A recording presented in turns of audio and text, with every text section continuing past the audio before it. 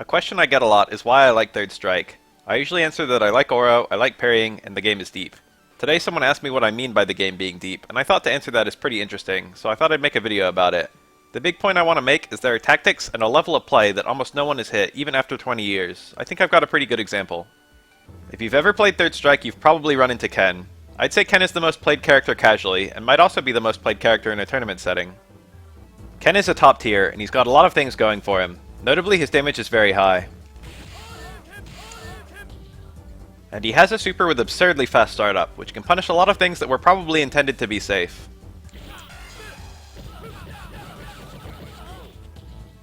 One of Ken's weapons is his Okizeme. Ken has a lot of meaty options which can give the opponent a hard time. Notably, he's got a low confirm which can go into super for good damage and a hard knockdown.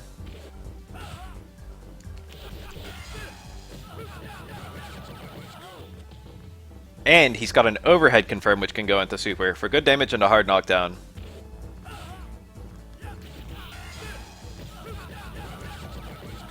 Right now we're going to be looking specifically at this overhead.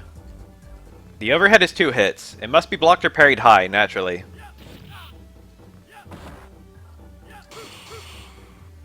It hits on frame 19. This is pretty slow, even for an overhead, and you can block on reaction. If you're really on point, you might be able to parry it on reaction.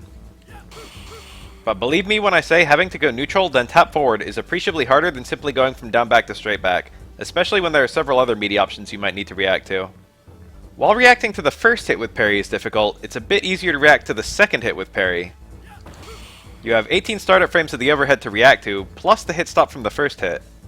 This overhead doesn't cancel, so if you successfully parry the second hit, there's absolutely nothing Ken can do to stop you from punishing it. Not only that, but the overhead link to super only works on crouching opponents. If you're standing, Ken can't link super, even with perfect timing. And you'll be standing if you mess up this red parry. So here's the reward if you nail the red parry.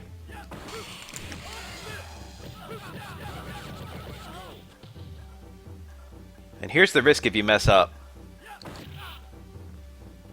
As you can see, it's heavily in your favor to attempt this red parry if you block the overhead. But how often do you see pros get it?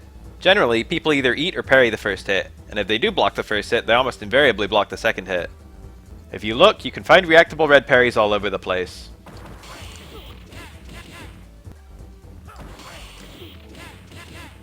And some of them can shut down whole special moves.